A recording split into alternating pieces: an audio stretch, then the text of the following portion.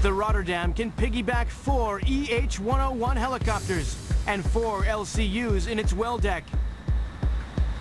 It's a mighty marine machine for the new era of offshore war.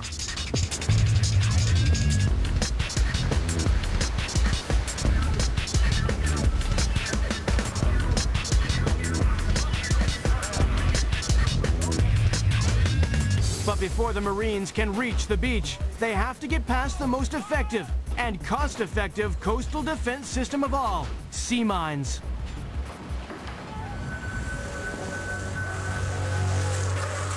They're automated, inexpensive, virtually undetectable, and almost always deadly.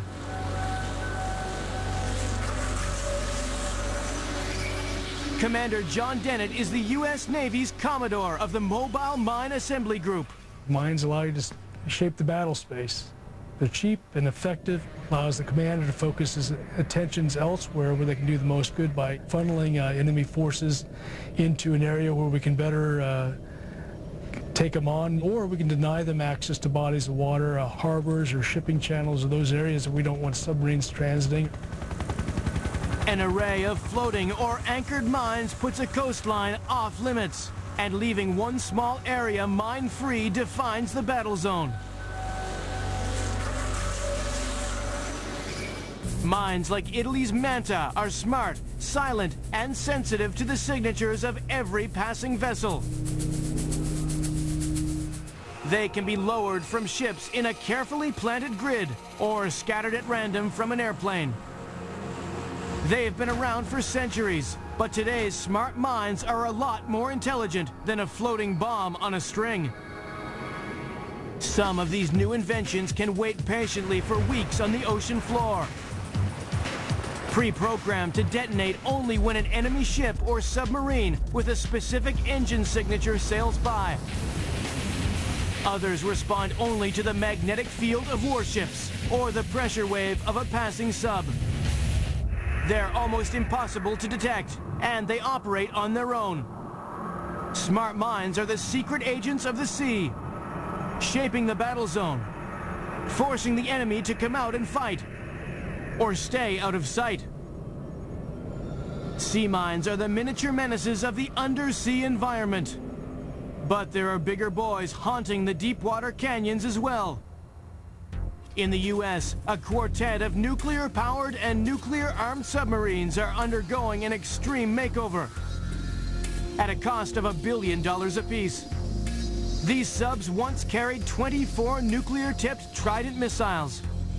But now they're swapping their megaton missile capability for the advanced SEAL delivery systems and dry lock ports for unmanned mini-subs, the underwater equivalent of the Air Force's deadly drones.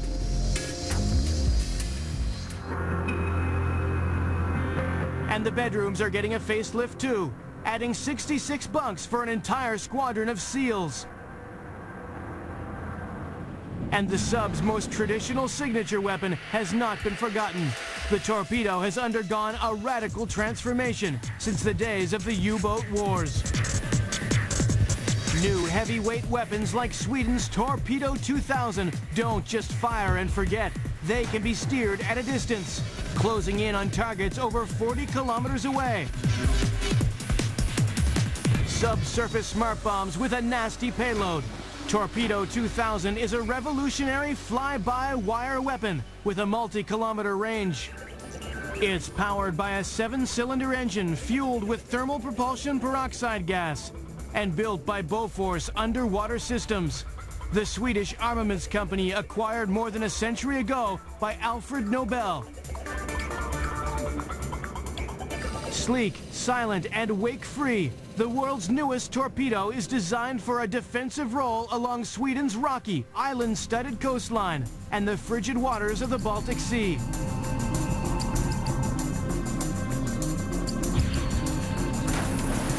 Torpedo 2000 can reliably kill any lightweight underwater or surface ship and cripple a nuclear sub or full-sized warship with a single charge.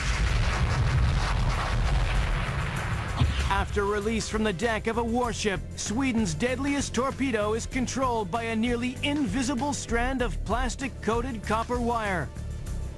A two-way communications link brings back real-time readings on the weapon's position and speed, and relays commands that can change the torpedo's course, alter its trajectory, or even disarm the payload, turn it around, and bring it home.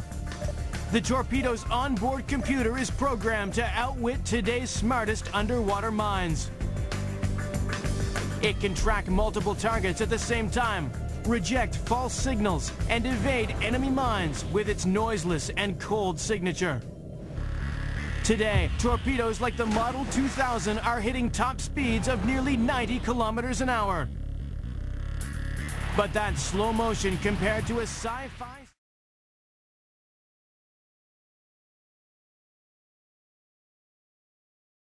Gaze into the future, and the world of war at sea grows even more incredible as squadrons of Marines and SEALs fan out in underwater supersonic submarines. The elite vanguard of the agile, mobile military of the year 2020 and beyond.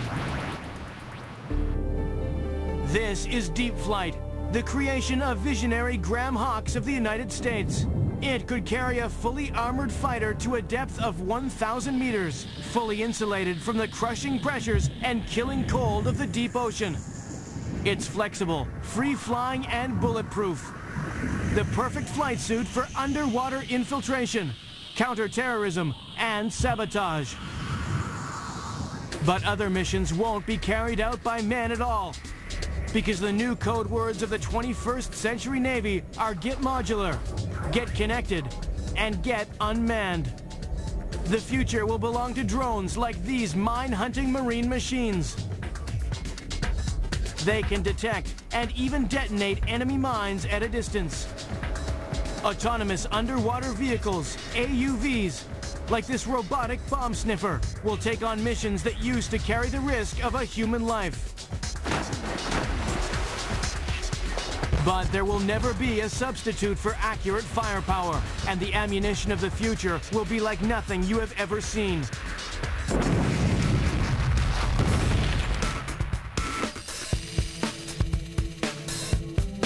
These are railguns, the object of intensive research from military innovators around the world. Science fiction supercannons that can deliver super-fast, super-penetrating projectiles, not by exploding conventional gunpowder, but with powerful, pulsing magnets operating in sequence along a series of metal rails.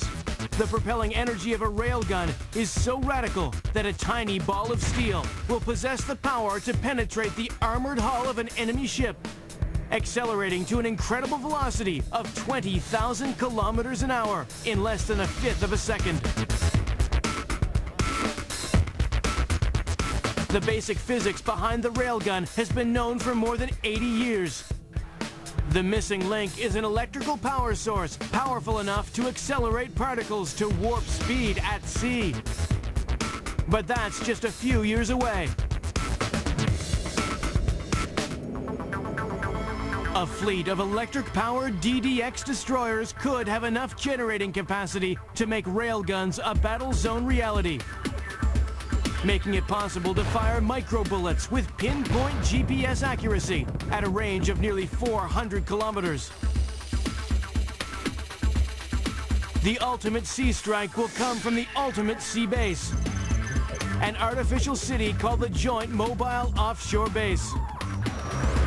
The jumping-off point for 3,000 armored vehicles and 150 fighter, bomber, and cargo aircraft.